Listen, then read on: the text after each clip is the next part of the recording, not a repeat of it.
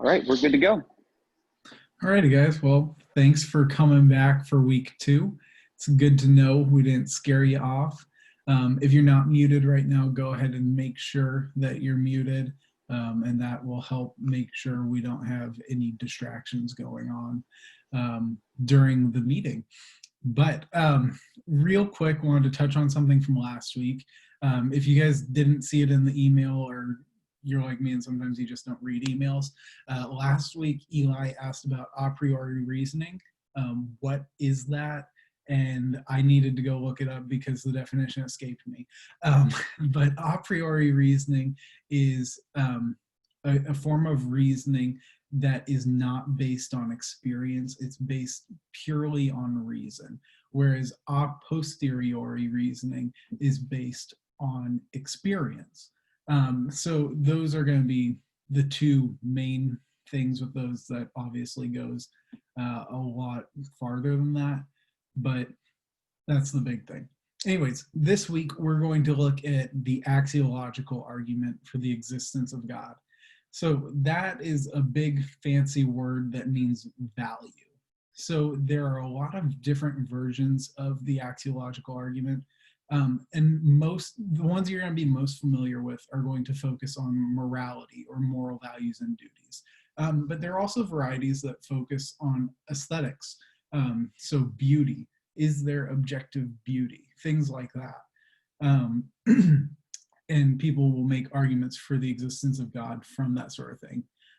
That's a little bit more abstract, so I like to stick with moral values and duties because that's something we interact with on a regular basis. Everybody has experience there, and I think it can be a pretty compelling argument when we look at it. So when we think about this idea of morality, one of the things we might start to think about is, where does this come from? Why does this have any sort of imperative bearing on my life? And as we examine that question, I think we're going to be able to see that the best explanation is that objective moral values and duties are grounded in God. And they're going to have to be that way because we won't be able to have something that's truly objective unless it's grounded in God. And we'll get through this and start defining all those things in a minute. But let's start by looking at the syllogism. So if you have those notes, this would be a good time to look at these. This is the part that you want to memorize, okay? It's 3 lines, real easy. But if God does not exist, objective moral values and duties do not exist. Objective moral values and duties do exist, then the conclusion that follows is that therefore God exists. So one more time, if objective moral values and duties do not exist, God does not exist. But objective moral values and duties do exist. Therefore, God exists.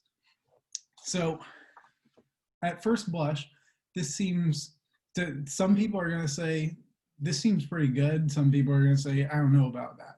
So let's dive into this and look at this one premise at a time. So let's start with the first premise because that's just the way the argument's organized. And I think it's a good way to start. So the first premise focuses on the basis for objective morality. Namely, it claims that objective moral values and duties cannot be truly objective unless God exists. So before we get any farther, we have to define what we mean by all those things. We have a lot of terms that we need to start defining. So let's start with the moral values and duties. You'll notice that I distinguished those two, right? So a moral value is something that we might say is good or bad. A moral duty is something that we would say is right or wrong. Those two seem pretty similar, but I think we'll find that it's important that we need to distinguish between those two. Moral duties have an oughtness about them. So what does that mean? That means there is an ought characteristic. You ought to do this or ought not to do this. You ought to seek justice. You ought to seek mercy. but you ought not to seek injustice, something of that character. Whereas a moral value doesn't possess that oughtness, but it does have a similar judgment that justice is good. So it doesn't necessarily follow from that statement by itself to pursue justice. It doesn't have that imperative characteristic like a moral duty would. That kind of making sense to everybody? All right, I think we're kind of on the same track. But either way, those two things are different. As we keep going, we'll see that moral duties especially are really difficult to account for without God. But those are the two big categories. So now how did we describe those? As being objective. So these are terms you've probably heard before, objective and subjective.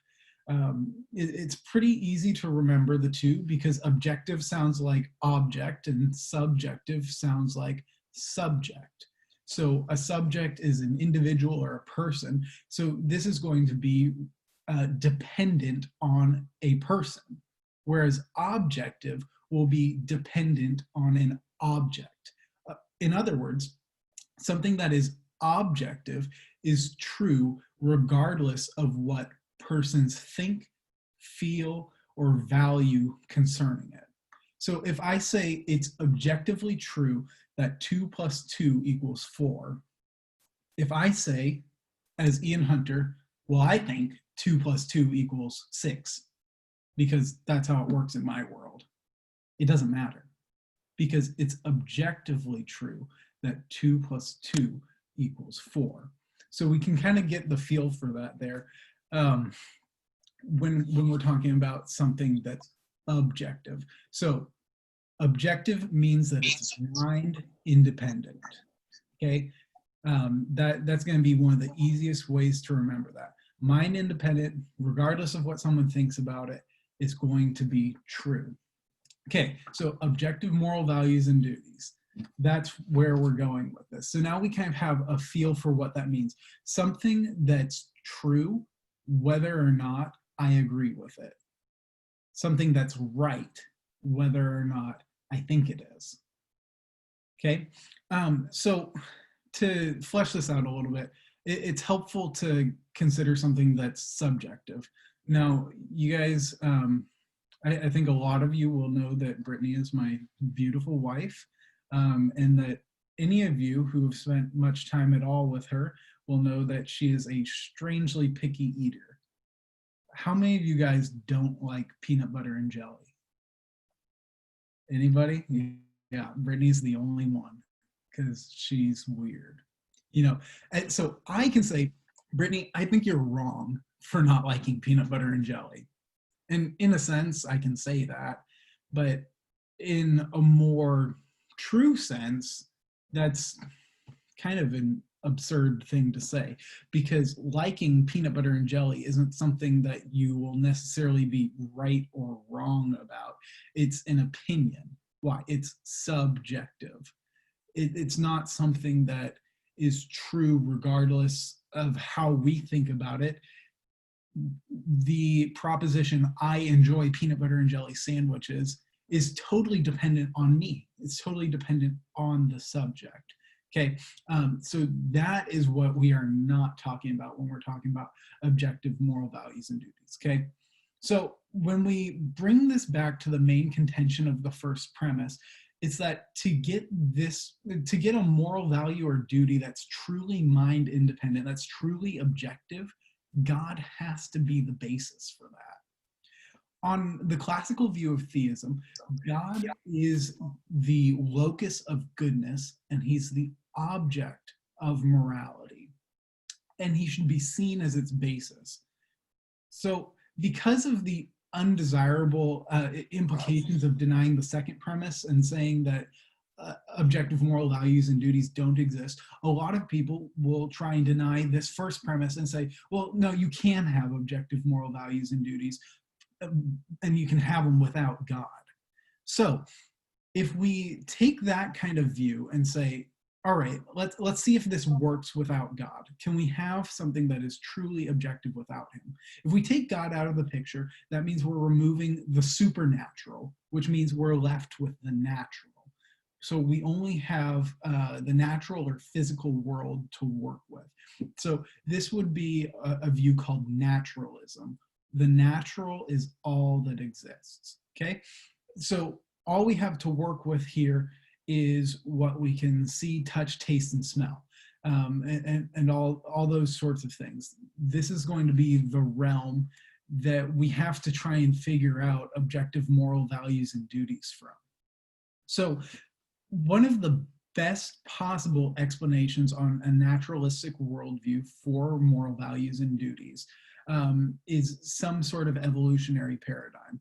Now, regardless of what you think of the theory of evolution, that's not really something I'm bringing into question here. That's a discussion for another time, but that's all there is on a naturalistic worldview. So it's going to, it'll probably sound like I'm criticizing evolution a little bit, but that's not quite where I'm going with it. What I'm doing is I'm critiquing naturalism. So let's just want to make sure that distinction is clear. If naturalism is true, then evolution gives us one of our best possible avenues of achieving objective moral values and duties. And this is through some sort of a herd morality per se. Some people articulate it as human flourishing. This is going to, whatever is going to be best for the species, whatever is going to be best for the largest amount of people in the group is going to be what's moral. And that is going to be the thing we're going to need to follow. So obviously it's bad for your species to kill another member. That inhibits your species' chance to survive. So evolution has developed in us this sense of morality where we don't do these bad things to one another. We seek the good of the group in order to ensure its survival. So that's more or less the skinny of the model. It's probably not a perfect characterization of it, but we'll get the general idea moving on from there. Now, what can we say about this? Well, first, I think this is going to fail to give us a version of morality that's truly objective. And I also think it's going to lead to concluding that certain actions which are intuitively moral, intuitively immoral, should be seen as moral. So those are both going to be problems. So for this to be a truly objective morality, it has to give us a moral code that produces values, good and bad, and duties, right and wrong, because that's the kind of stuff we experience here in our moral experience. So let's take this example. We have a population of humans here, right? And one member is a really good gatherer and a really good hunter, and he has all the food. Now, the rest of the clan isn't quite so good at this, and they don't have any food, and winter's coming, and they're gonna need some help. Well, this one member with all the food decides, nah, I'm gonna keep it for myself. Now, from our moral experience, we would say, well, man, that guy's he's being greedy. He doesn't need all that food. And man, if the rest of them go, he's in trouble. He needs them to survive too. So that's greedy. That's bad, right? Well, what on this view is bad? When we stop and think about this, it's not the attitude itself, greed. Greed itself, this paradigm has nothing to say about it. It's the action itself, the withholding of the food from the group, the not sharing with others, we might say, that is what's bad. But that doesn't seem to track with the way we think about morality. That doesn't seem to help us understand what's going on here, because we have this conviction that's just within us that greed itself is bad. Greed without action, even if I just have that desire to be greedy, that in and of itself, we in our experience, we think that's a bad thing. Why is that? Well, later I'll argue that we should listen to that intuition we have there. But for now, let's just go ahead and let it sit and pay attention to it, though, and understand that this model doesn't seem to confirm our intuitions about morality. I think John had a question. Oh, yeah. Yeah, go ahead and pop in with that, John. I was just putting it in the chat just kind of as a thought thing. It wasn't something we had to address now because I know you're still kind of working through the material. But naturalistically, would it not be best for this stronger individual to have his genes propagated and his, the strength of his line continue, and the weak ones who are not good at hunting and gathering, if they die off, that's basically what the survival of the fittest would teach us, would it not? Yeah, I'm actually getting there. So stay tuned for more and we'll find out. I'm going to do one more thing first and then we'll get to that. Actually, no, I think I'm there right now. Let me find where I was. Right. So just to recap, this behavior is not on this view genuinely right or wrong. It is advantageous and disadvantageous. It doesn't have something that's intrinsically good or bad about it. It's just not helpful for the species to survive. So if we consider this further, I think it does get worse. As John was saying, when we think about the theory of evolution, it's natural selection by random mutation and it's survival of the fittest. These are the very basic tenets of the theory of evolution. So when we're thinking about this survival of the fittest thing, you can start thinking of like the selfish gene and these kinds of concepts, that the whole point of your existence on a naturalistic worldview is to get your genes into the next generation. That's the whole point. It's the greatest thing you can do because that means you are the fittest. And your genes will continue to survive and go on. So if we think about this, well, let's take a different example, actually.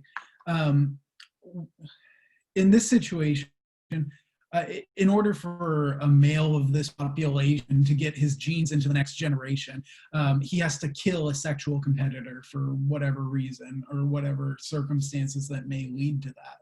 Now, if the greatest good, so to speak, is for him to get his genes into the next generation, then that would justify him killing this other individual. Now, on our experience, it seems like that is not sufficient justification for taking someone's life. It seems like that wouldn't just be killing, that would be murder. That would be the unjustified taking of an innocent life. So if we consider this, it's going to give us scenarios that strike us as immoral, but the framework that decides what is and isn't moral is going to decide the thing we feel deeply is immoral is in reality moral. That's a problem for me. What that indicates to me is that we can't genuinely ground something as objective in this view. Why? There's not a solid object for it to ground to. Instead, it's linked to a subject, but that subject is not a person, it's the herd, so to speak. Or it's this group morality, the human flourishing. Let's see, we just had something pop up in the chat. Do we have a question here? Let's see. Let's see, is that, okay, sorry, got it. That's from Maggie. Do you want to just pop on and ask that? Okay, can you hear me? Yeah, Okay, I should figure out how to raise hand. I've been looking. it's all good. Okay, but yet, so I read chapter 6 and I was reading about this, but I noticed that we do set justifications for taking somebody's life. We have the death penalty, we have war, we have abortion, we have all sorts of instances. And one issue that I'm having right now is all my family lives in the South, and whenever we're talking about COVID, they think it's, might as well just let this go through and kill all of the weaker ones, and then the stronger ones will survive for the next time. And I have to keep saying, what would Jesus do? Would he really just like kill off everybody? Come on. Should you really just go and kill off everybody that is homeless right now to make it better for the good? And whenever I put it in that perspective, but only with believing in God, do I then get them to turn it around? So I'm interested to see how, if they didn't believe in God, how we would turn that around on them. Yeah, so to address that from a Christian worldview, we have Genesis 1:26, which says that everyone is created in the image of God. And it is the conviction of Christianity that that image bears a special value, where we can ascribe value to human life, because we are God's representatives, because we are made like him. Now, on a naturalistic worldview, there's really no good reason for ascribing unique value to human life versus any other species of animal. Think about this. If we had, let's say for some reason, somebody had a real lame dog and it couldn't swim, and they jumped in to try and save the dog that couldn't swim. And then they remembered, oh, I can't swim either. And you were sitting on the bank watching them, these two creatures in the water starting to drown. What are you going to do? Are you going to jump in and save the dog or save the person? Now, I think all of us are going to go save the person first, because there's that moral imperative kind of idea there that we need to go and try and save human life when possible. But what makes that human life special? What makes humanity more special than any other animal? Is it always? I think from a Christian worldview that it should be.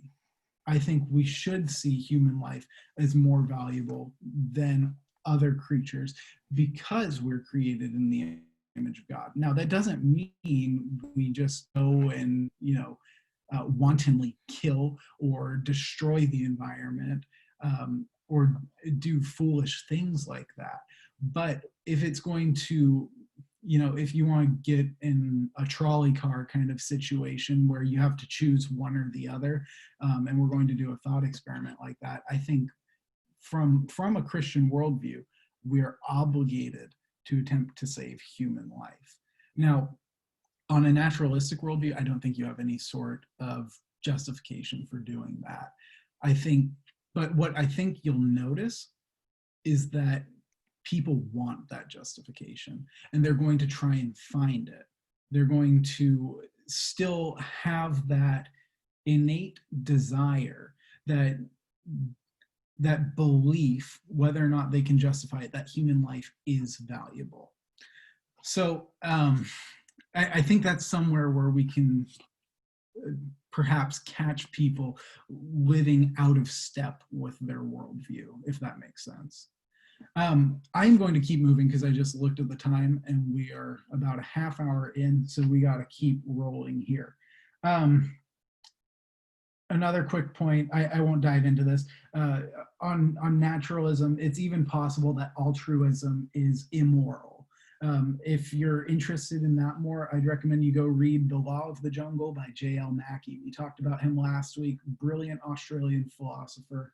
And it's a really great essay, but he shows that a genuine altruism can be damaging to the survival of the species in that essay. So again, that strikes me at least as very wrong, because what is, what's a greater example of moral goodness than someone giving their life for another, or selflessly sacrificing something that is good for them for the good of another. That's an incredible thing. That's something that we would think is laudable, but on naturalism, it's really a bad idea.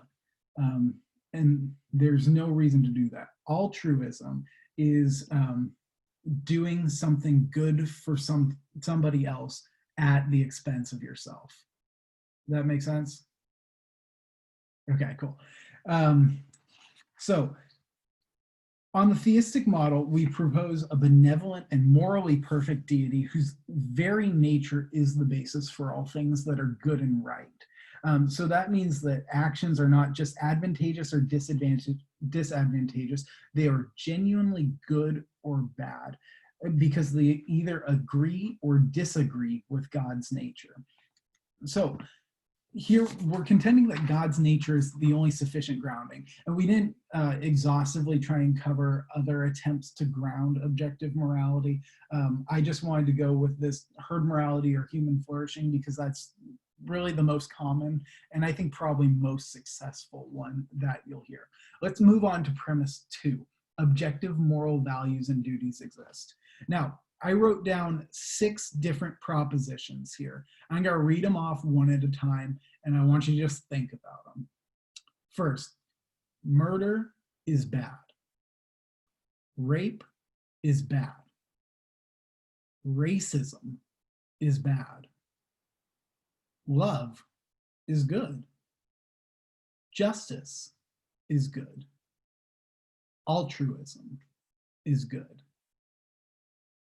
So what's striking about all of these is they all seem to be true, but not just true, they seem to be incorrigibly true. That is, they couldn't be otherwise. Could you imagine a world where love is bad? Could you imagine a world where racism's okay? And not just that it's the social norm, but it's that it's genuinely good to discriminate against someone for the color of their skin. Could you imagine a world like that? I can't. Why is that? I think the best explanation is because these are genuinely objective moral values. Now, we could phrase these all differently too, and write them as objective moral duties as well. You could say murder is wrong, rape is wrong, racism is wrong, love, and you could go down the list. I don't need to go through all of it right now. And then we have this idea of oughtness that's attached to these. And this is especially difficult if we just think back to that naturalistic model real quick. Without God, how do we get this kind of oughtness? How do we get this sense that you should or should not do something? Again, the herd morality thing just doesn't get us all the way there. So these kinds of questions lead us to ask a little more firmly, well, how do we know that something is genuinely good or bad? This would be what's called moral epistemology. So epistemology is just the branch of philosophy that deals with how do you know things? How do you know that you know what you know? These are, this is where you're going to ask, what is truth? It's correspondence to reality. What is knowledge? It's justified true belief. What is certainty? It's the absence of doubt. These are all epistemological questions. And so we'll go through in epistemology and work through how is knowledge justified.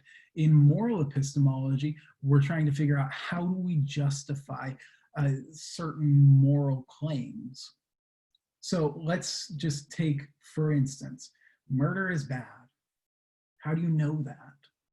That's what we want to ask right now, because we want to be able to defend this proposition that murder genuinely is bad.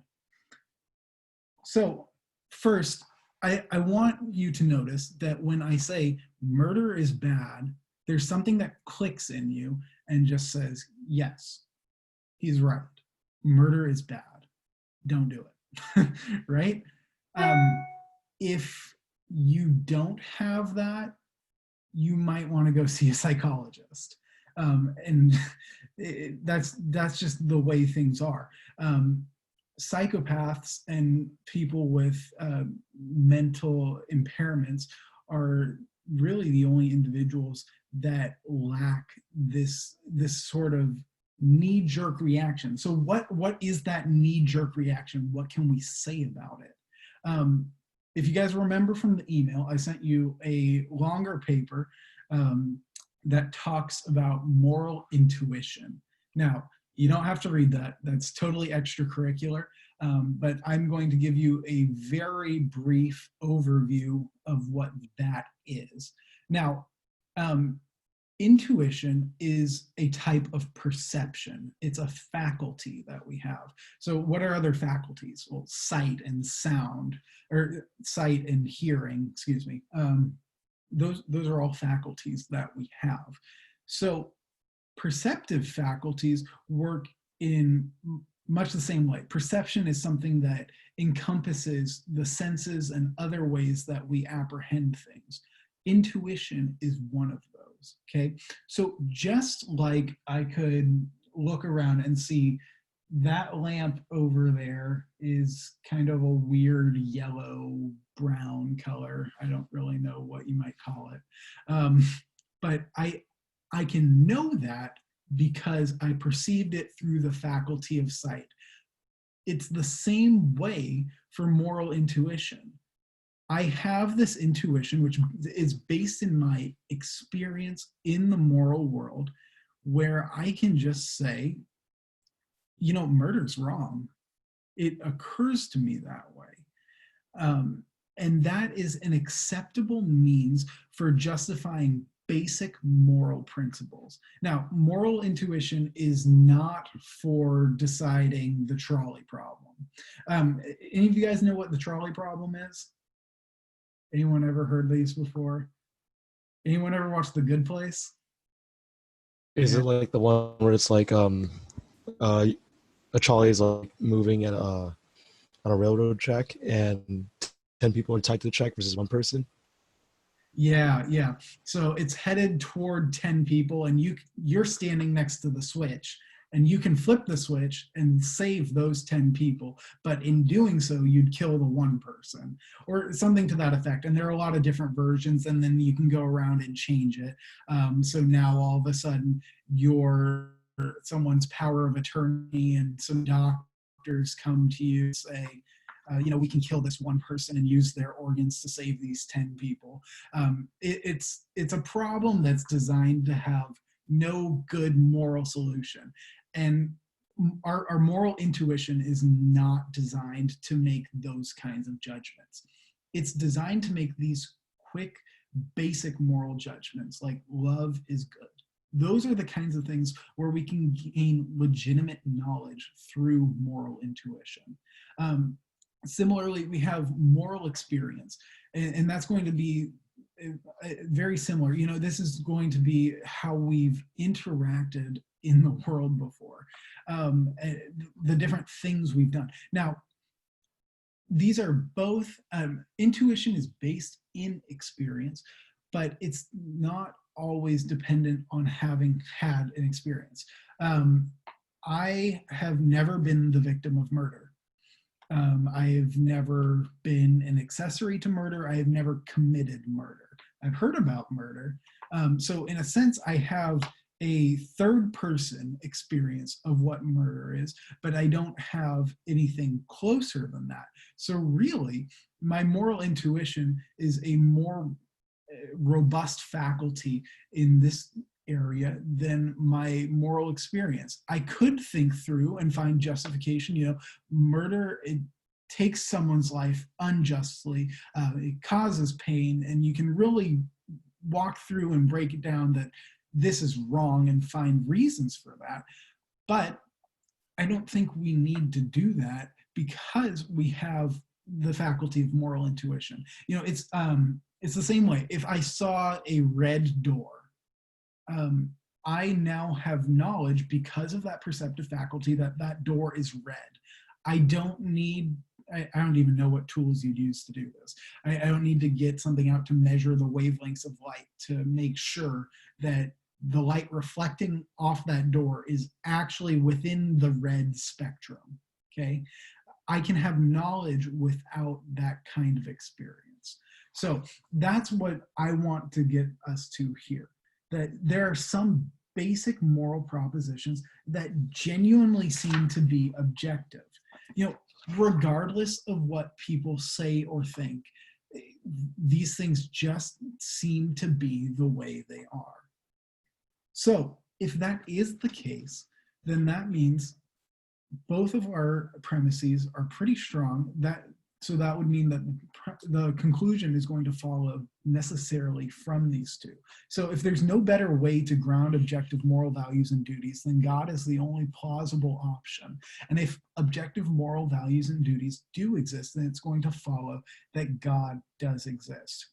Now, we don't have a big long list of abductions this week like we did last week, but what we do see is that the God of the moral argument is going to be a morally perfect being.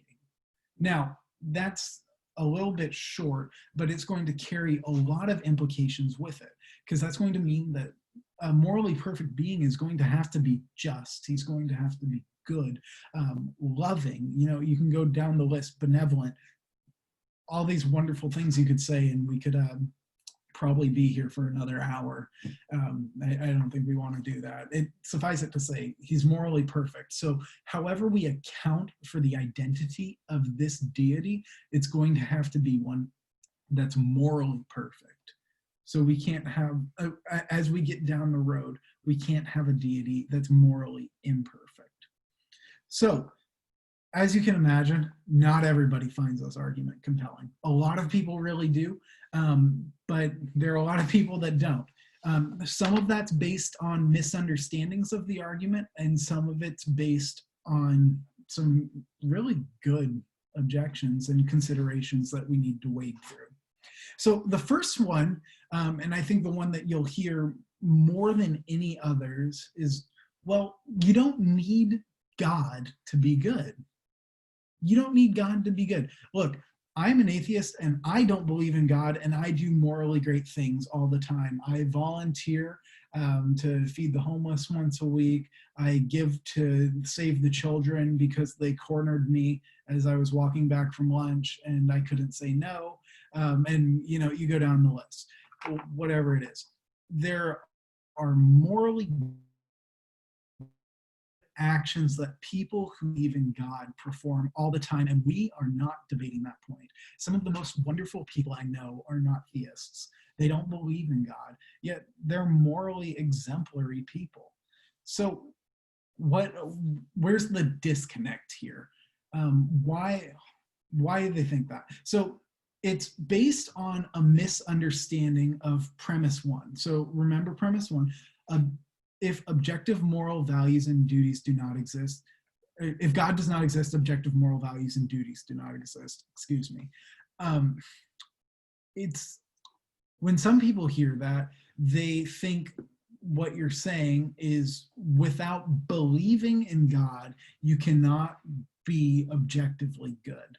Now, what this is doing is it's conflating moral epistemology, how you know things, with moral ontology, what they are in themselves, okay? Moral epistemology and moral ontology. So it's how we know the thing in question versus the thing itself. It's what we want to make sure that we get straight is that we're not saying that you have to believe in God to be good. What we are saying is without God, there is no genuine good. Without God, you might have preferences. You might have advantage and disadvantage. There may be some things you like and dislike, but there's no objective way to say there's something that's good and there's something that's bad. There's something that's right and there's something that's wrong. Without God, we're not going to be able to have that. So if God does not exist, then there are no good people, because goodness is illusory.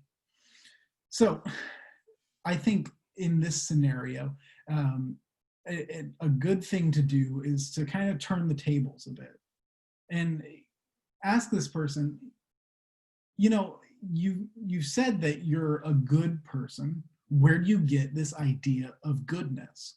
And we can come right back to what we were talking about in the argument. How do you ground something as being objectively good? And they either will or they won't. If they won't, then it doesn't really matter if they think they're good or not, if goodness doesn't exist and they're not willing to defend that.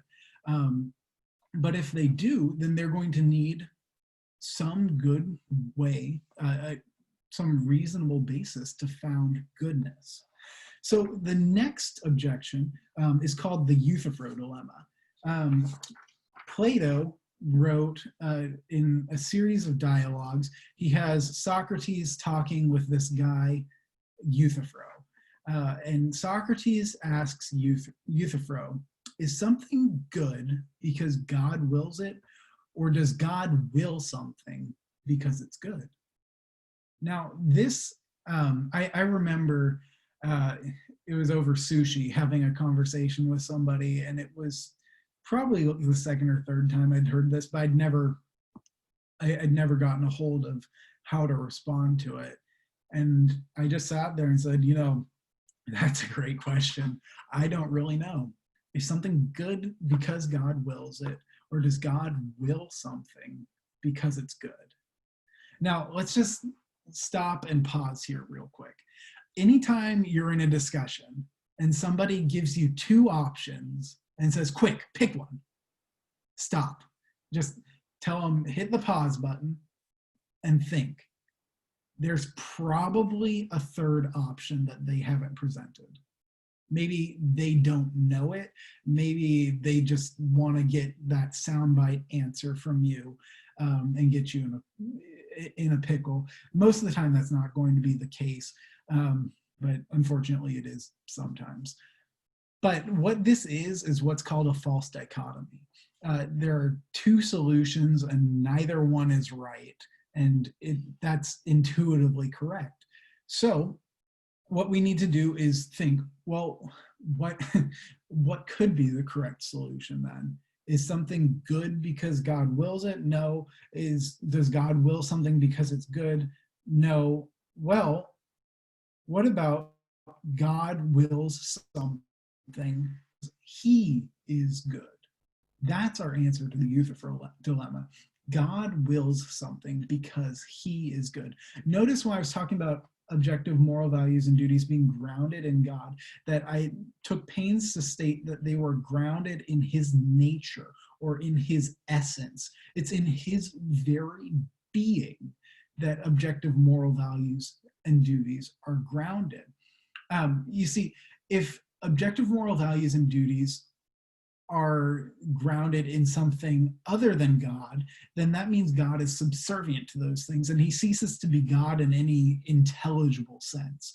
If something is good because God wills it alone, well, that means that the object of our morality is going to become the command that God issues itself.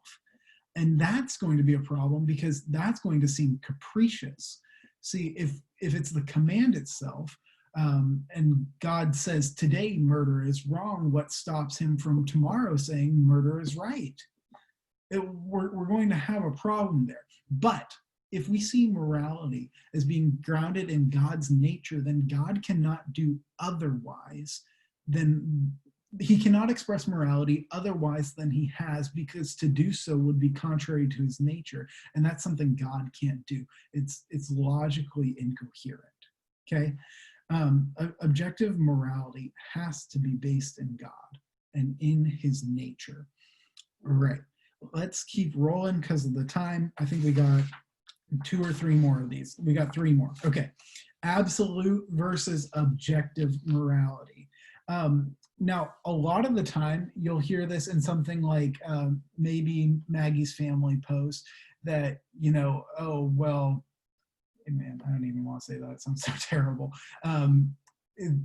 Somebody may propose a situation where it seems like killing someone is justified. Maybe we'll say capital punishment. And they'll say, look, your morality really isn't objective after all, because in this situation, you murdered this person and blah, blah, blah. Well, what's happening here is this individual is confusing objective and absolute morality. Absolute morality means something must always be the case. So if we think back to Nazi Germany and say you're one of the few people that are hiding Jews under your floorboard, so the Gestapo can't take them away.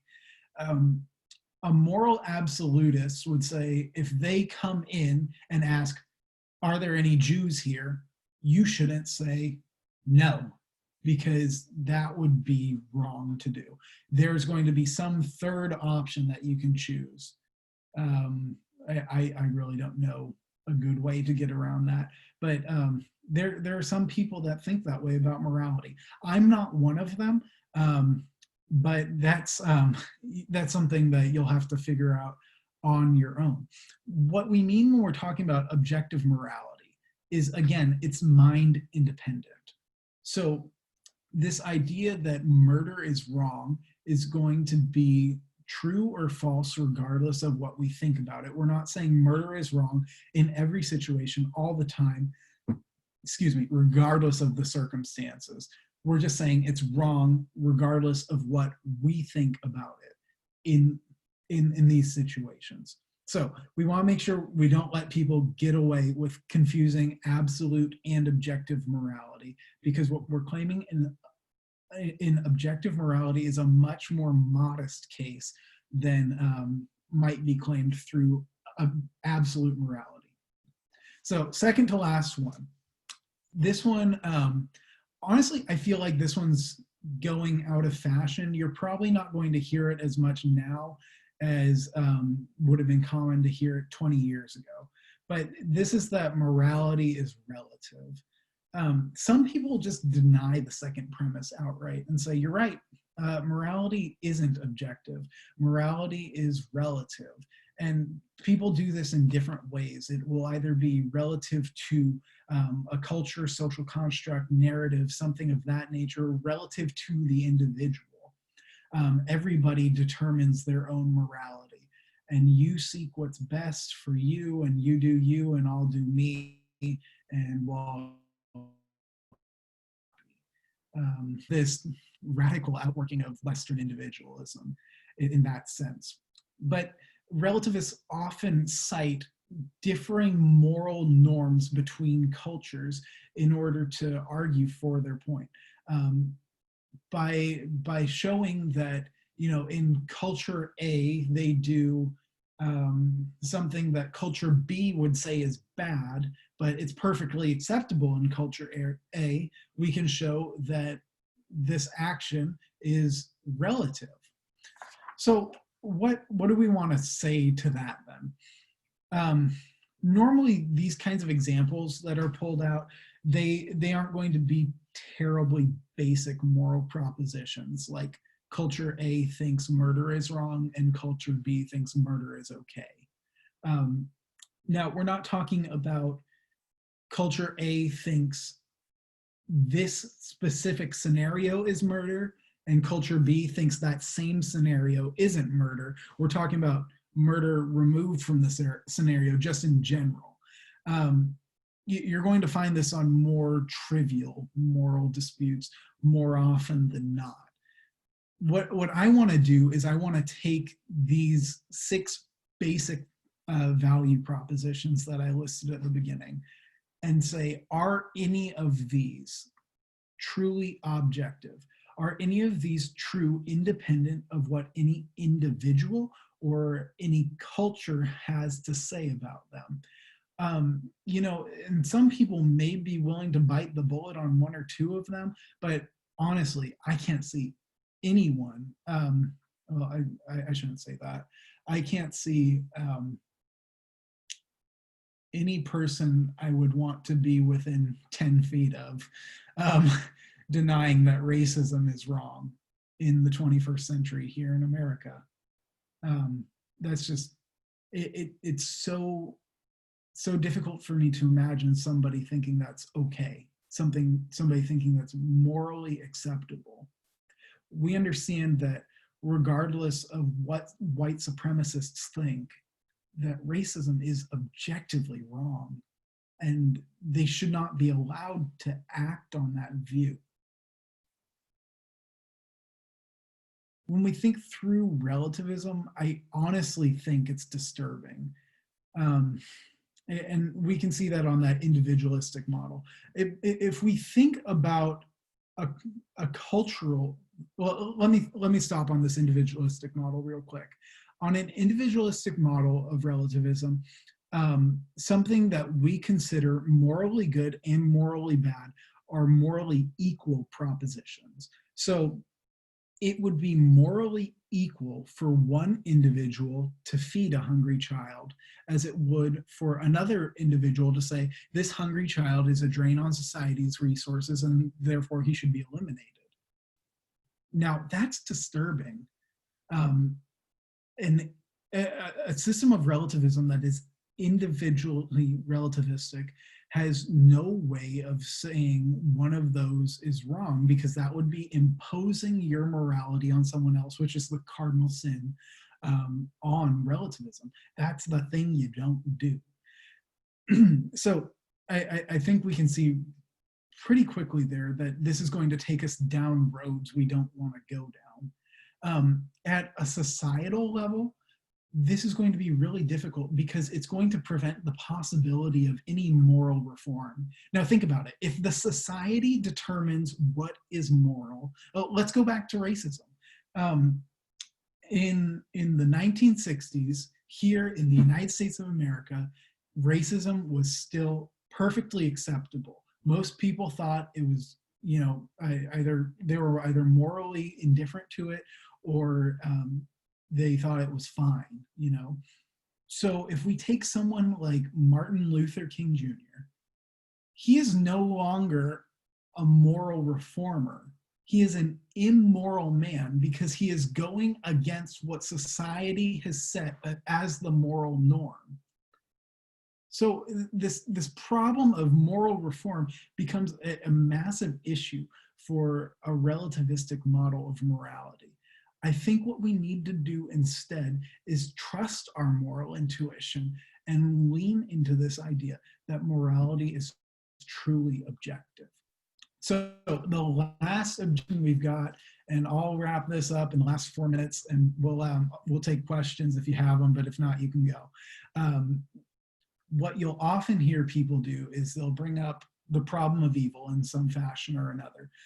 Most common would be the slaughter of the Canaanites. So if you guys have ever done the Bible in a year kind of a thing, you get to the book of Joshua and you find all these stories that are frankly disturbing, where God commands the children of Israel to go around and to slaughter entire groups of people. He commands them to kill men, women, and children. Now, how do you reconcile that? Here's how it goes.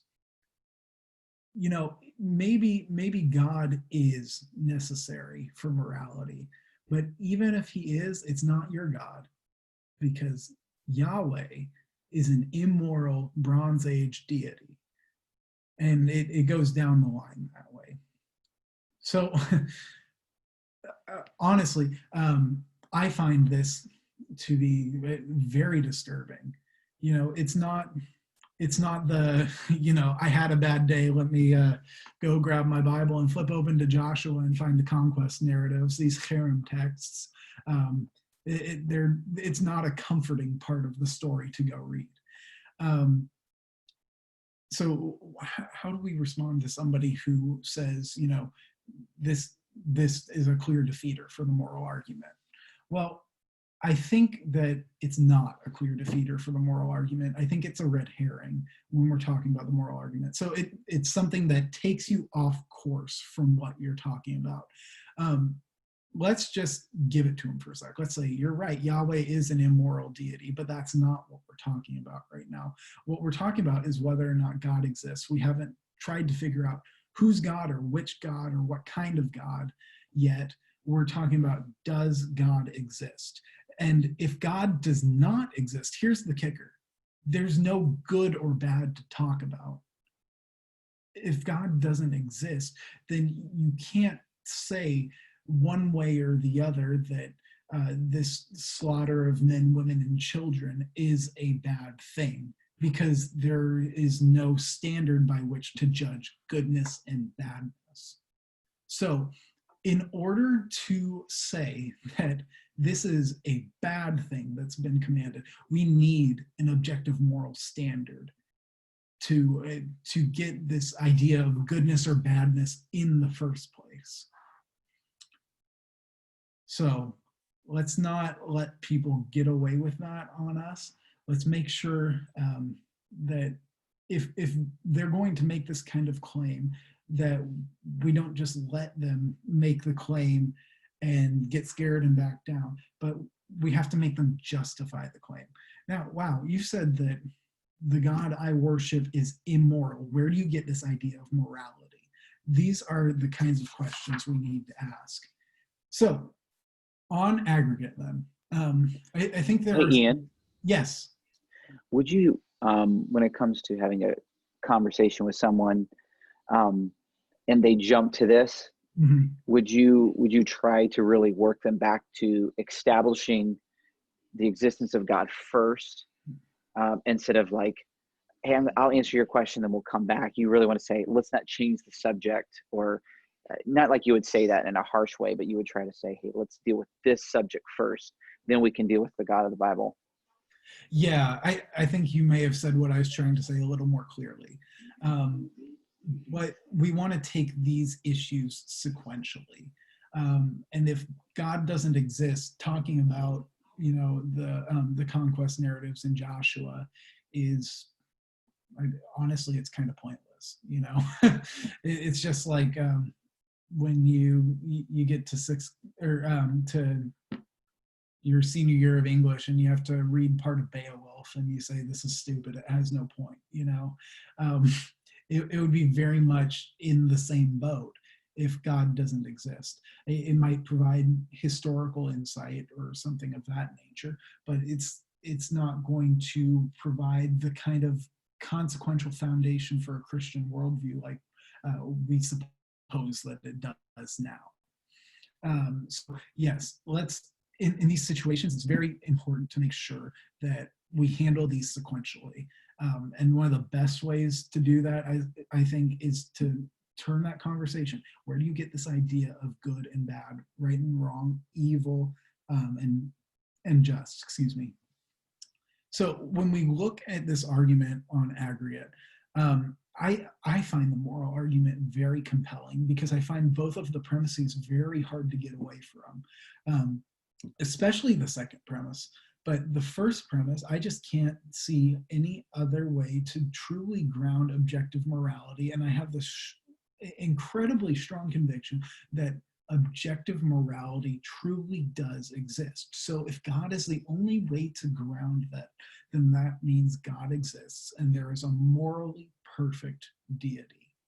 So as such, I think this argument is as much of an appeal to conscience as it is to intellect, because everyone has these same moral intuitions and moral experiences about these very basic moral propositions.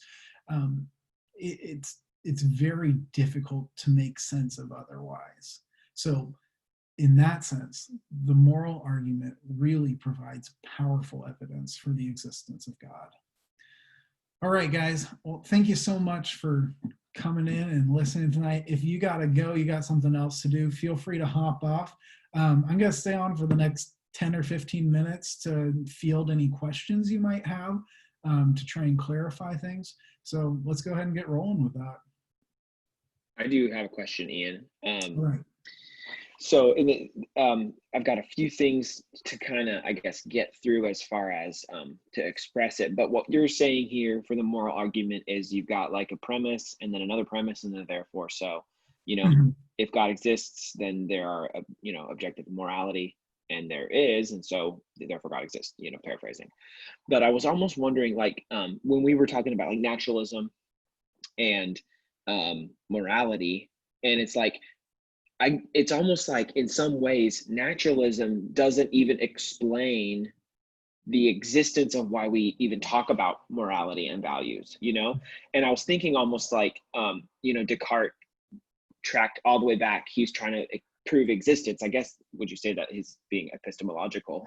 Yes. He says, I think, therefore I am. Like, he could only get back to the very end, like, the reason is my proof of my own existence because I'm cognitive right now.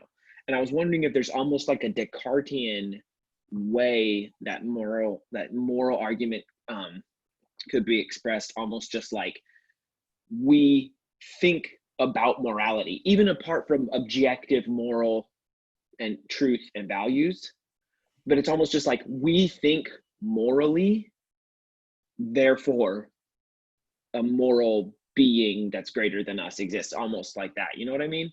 So like, I wonder if there's some weird Descartesian, like, we think morally, therefore there is a God, almost. I think there is actually a Cartesian, a version of the moral argument that Descartes defended. Okay. I'm not sure I've heard one that way, but I don't think that it would be impossible to get one that way. It definitely takes some thinking. I'll see if I can find what Descartes had to say about that. But just real quick on the dubito ergo cognito ergo sum, I doubt, therefore I think, therefore I am. That was because Descartes' epistemology was based on certainty. He thought it was necessary that you were certain in order to know something. If you couldn't be certain of something, you couldn't know it. So he came to the conclusion that this is about all I can know, because this is about all I can be certain of, because I doubt and I doubt and I doubt, but I couldn't doubt if I didn't think, and I couldn't think if I wasn't actually here. So his whole certainty is actually based on the fact of doubt. Yeah. Which that seems kind of odd. Most people leave out that first part. It just didn't stick with the rest of it. But it's I doubt, therefore I think, therefore I am. It's neat stuff. That's kind of a rabbit trail and off from where we're going with that. Real quick, David, did you have anything to add to this? Maybe a different way of articulating something? All I just wanted to say was kind of going back to Maggie's question that she talked about earlier, because I thought that was a really good question. And so I just kind of wanted to outlay maybe some other versions of ethics more from a natural perspective of how they ground their morality. It's something that Ian and I have both studied. And so just kind of to give you an idea, kind of an overview. So survival of the fittest is often not used for reasons like the Nazis. Because if you take that to an extreme, the Nazis were one of the most successful generations in the world because they promoted their own race by killing Jews. So there are a couple of ways, and ethicists who have provided reasons for morality, for grounding morality. And so just a couple of them. So like the postmodern approach, you have guys like Stanley Hauerwas, even though he's a Christian, he believes that we're in shouting matches against each other. So he believes that we all have different versions of morality, and we just settle on one and just follow that one. He argues for an Aristotle view, to do the best of the city. And so whatever is best for the city state, that is what ultimately leads to the best kind of morality. You're a hierarchist. Yeah. Ethicist, ethics. Yeah. John Getch. So also you have guys like Thomas Hobbes. He came up with a concept called the Leviathan. And so the Leviathan basically is you give all your power to a dictator, and whatever the dictator says is moral, that's what goes. Then you also have people like John Stuart Mill and Jeremy Bentham, and they would take a utilitarian, which basically means the sum equals morality. So if the majority thinks it's right, or a qualitative one where it's if this certain group, this elite group, or these moral people, if they believe this is right, this makes it right. The problem with all the things that I just mentioned is they're all man-made. And so they all come at each other. It's just a social construct. And so there's no way to say this is grounding us morally, because there's no grounder. It's just man attacking man. And so that's just kind of a few ways someone maybe on a natural perspective would ground their morality, is by using some of these systems. But at the end of the day, they're all arbitrary.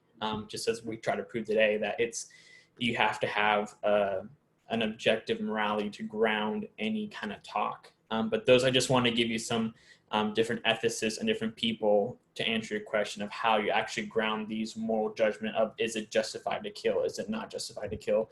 Those would just be a few different people in the past few centuries that come up with different ideas. Yeah, those are some really good thoughts. Those aren't things we necessarily need to have a really good handle on to do the moral argument, but it's so helpful to have an understanding of the history of ethics and these different views that have arisen in the past, and different ways that people that, quite frankly, are a whole lot smarter than all of us put together have thought through these issues and said, this is how I think that we can determine what is and isn't good. So whether or not at the end of the day we conclude they're correct, it's a really helpful way to think through some of that. David mentioned postmodernism in there with Stanley Hauerwas, and I think that would be a good place just to mention. A postmodernist would also deny premise two, but postmodernism is not going to be the same as relativism. And you're probably going to see this outlook more than you would a relativistic outlook.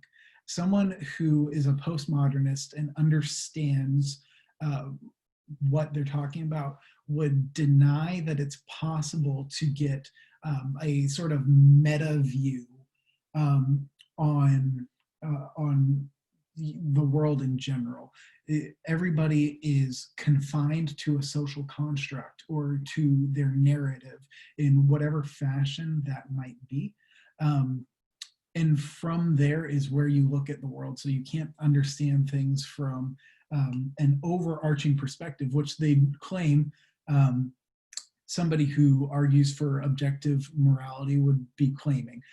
They'd say to say that morality is objective, you have to be able to understand it from a perspective that you don't have access to. And they'd also say the same thing about the relativist, that you don't have the perspective you need to say that. You are stuck within your social construct. So maybe for you in that narrative, that's correct. But you can't say that for everybody. That is a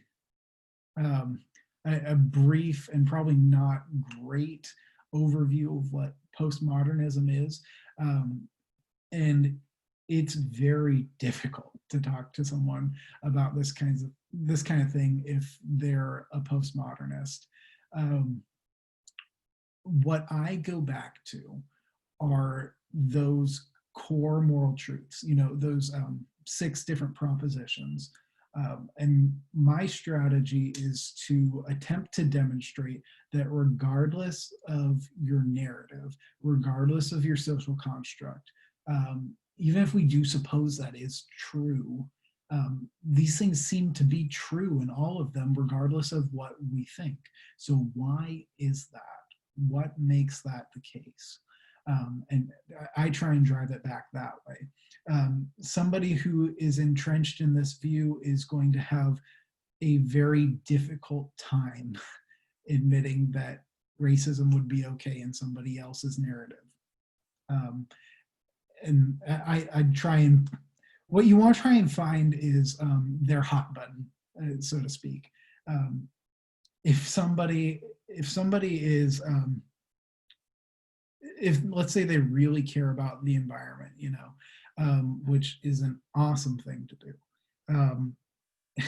You can tell them about how you go out every weekend and dump 50-gallon drums of oil into the river because it's the quickest way to catch fish, you know, and you will watch them boil so quick.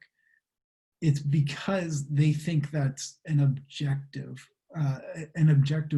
proposition that's being made there.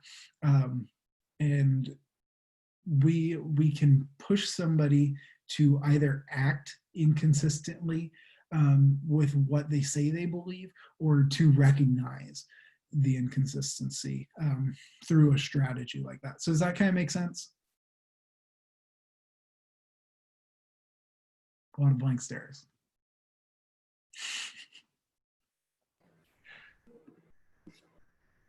All right. So are there any other questions? Hey, Ian, I think you should address Maggie's last post in there. I think that's a really good one. I didn't see that. Okay. Maggie, you have really good questions. Okay. If we have Hitler's DNA and his upbringing, we would believe the same thing and have performed the same actions. That's fascinating. You know, honestly, that sounds more psychological than it does ethical to me. Huh. I think the question comes down to, truly, is morality objective or subjective?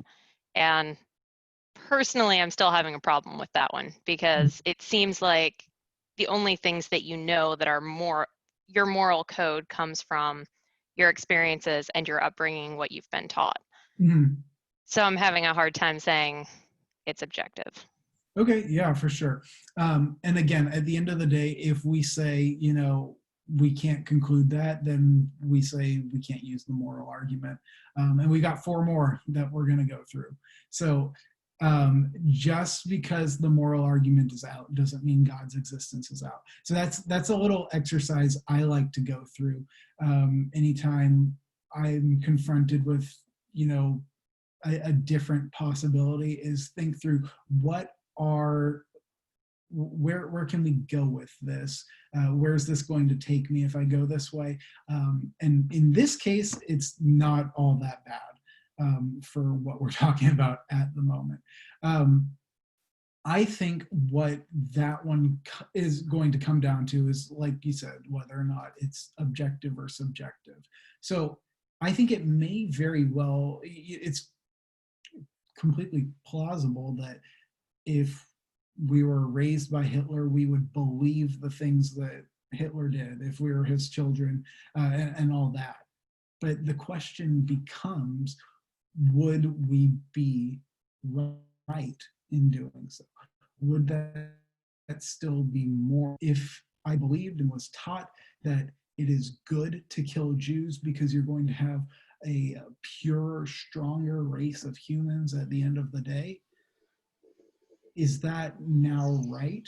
Because that's the situation I came from and that's my experience? Or is that an insufficient way of grounding morality? That it doesn't seem to me that that's going to sufficiently account for the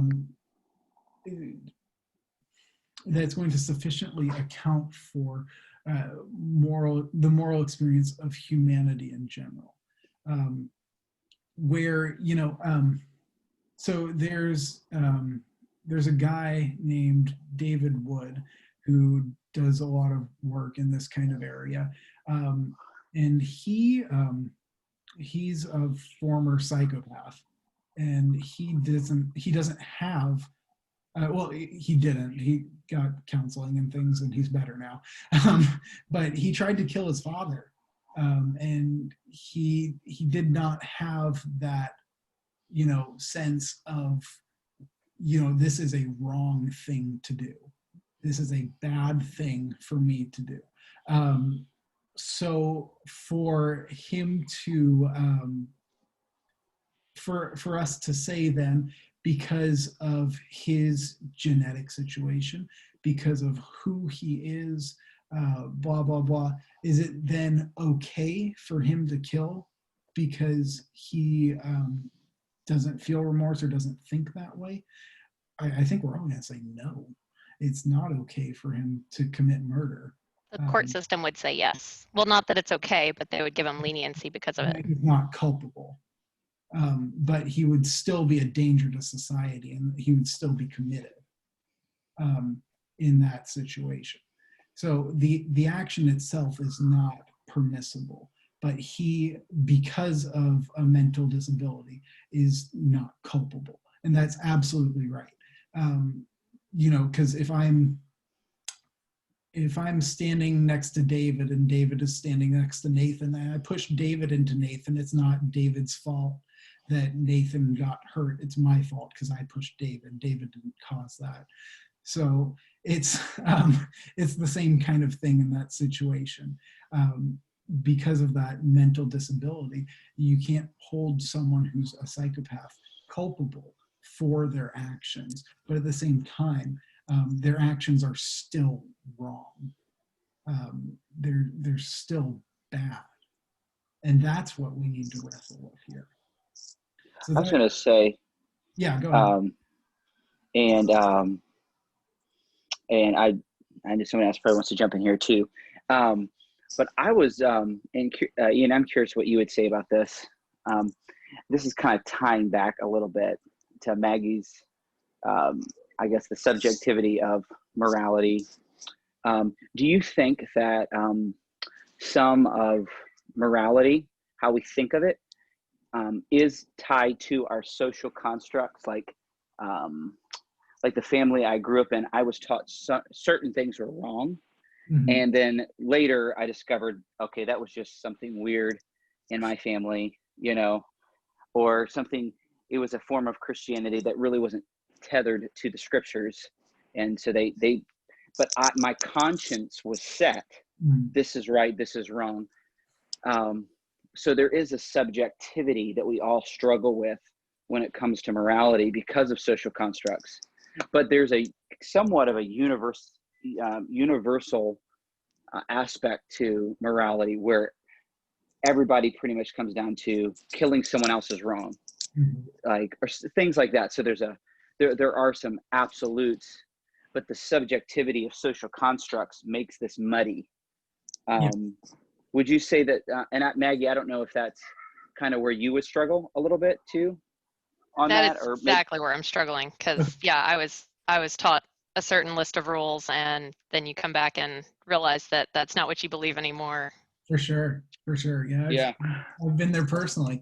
This wasn't my experience, but you might have somebody that says it is morally wrong to read Harry Potter, and that is wrong. Yeah.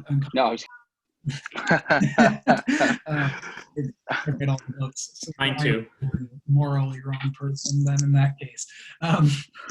So you may have something like that. And honestly, it could be that I think reading Harry Potter is probably amoral. I don't think it's morally good or morally bad at the end of the day. But you may, like John was saying, have had your conscience conditioned one way or another where you think this is good or bad or whatever. And sorry, Derek just texted me and it threw me off. But I have no problem saying there are some propositions some moral propositions which are culturally relative or which are determined by your social construct, whichever that may be. What I want to get to is those 6 big propositions that I was talking about, those A through F propositions, because those ones really seem like they're objective. I cannot imagine a historical context, a different culture, another place where any one of those could be otherwise and have that still be acceptable. If that's the case, and there are some objective moral values and duties, we don't even have to say that everything that we could possibly adjudicate on morally has to be decided one way or the other. That's absolutism. We don't want absolutism. That's we don't want it. I have a question. Yeah.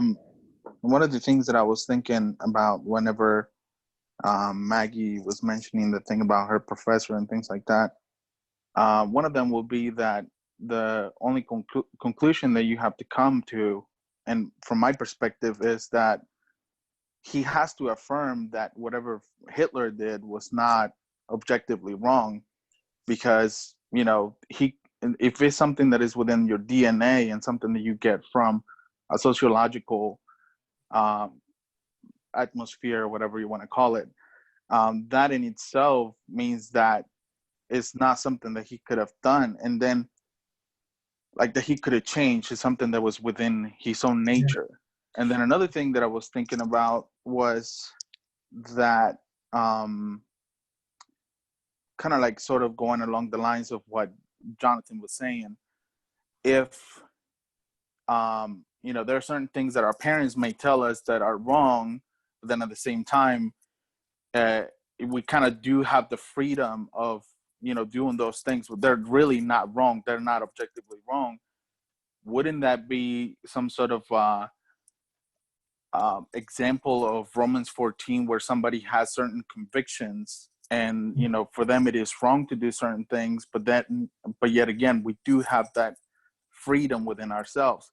When I think of objective morality, I don't think of what is it that the weak are free to do, or that is wrong for us, that we are free to do, but rather it's something more like something that goes against God's own nature of who he is. So if, for example, lying is going against God's nature, then it is objectively wrong to lie.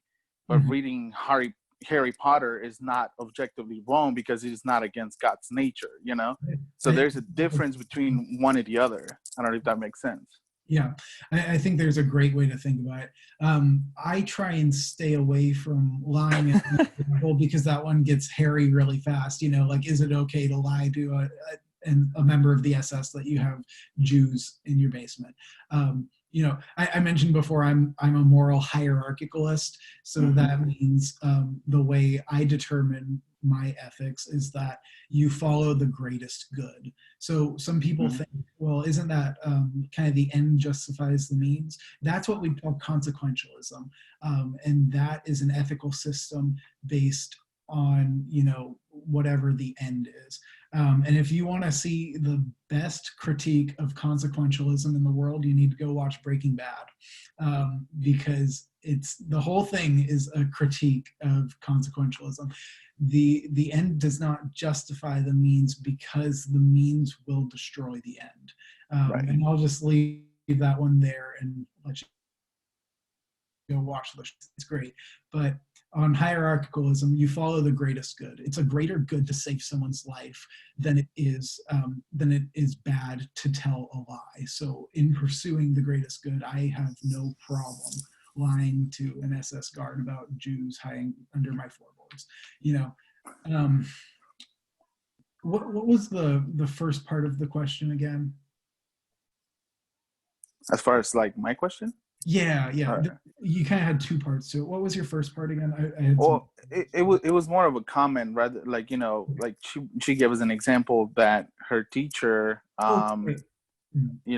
said that if we had Hitler's DNA, then we in a sense will be kind of like inclined to do the same thing that he did. But if that is the case, then it seems to me that he will have to say that what Hitler did was not wrong.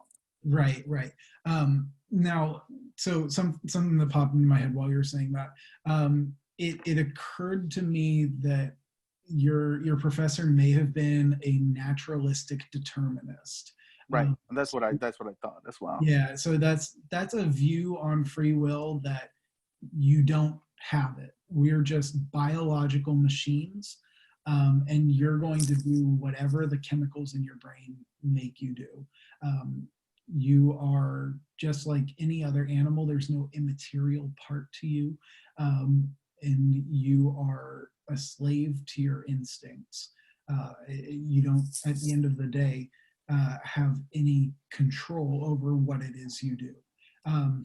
And the court thing is relevant there again, because if we're determined, then I don't think we're culpable for our actions. Right.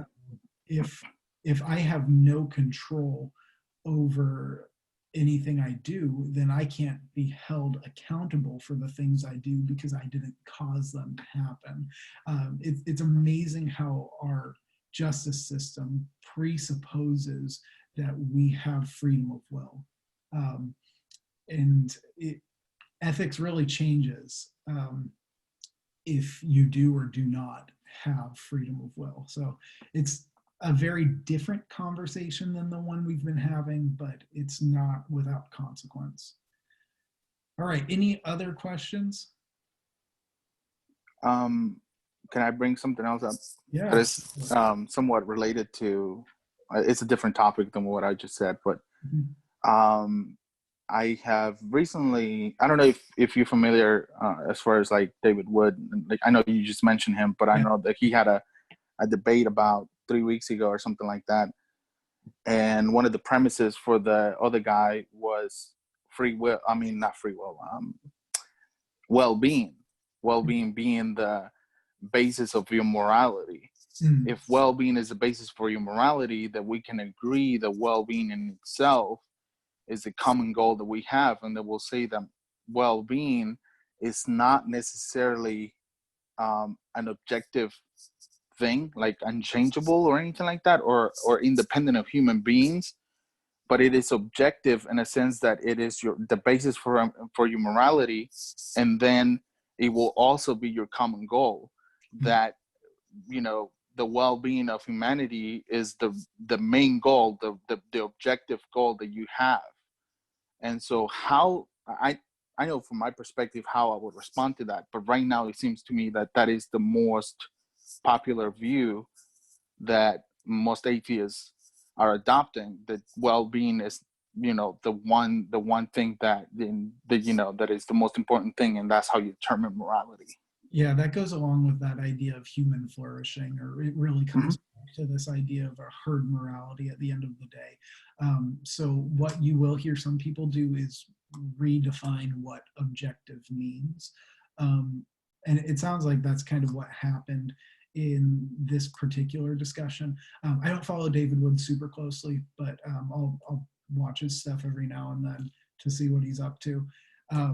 But it sounds like the person he was having a discussion with went about redefining what objective meant. And I think when we do that and it becomes dependent on something that is mutable or changeable, we start to run into issues, especially when we look at that and say and realize that we can justify actions that would strike us as grossly immoral on that kind of system. If you take something like well-being, I'm not sure if this individual would articulate that on a species level scale, or on a much smaller individual scale. If you do it on a smaller individual scale, you can start to justify things like rape. And it's really quite frightening. On a larger society-wide scale, you can justify things like extermination of individuals with mental disabilities, because it's not good for the well-being of the species to continue propagating these mental disabilities. That is a problem. That's a real problem.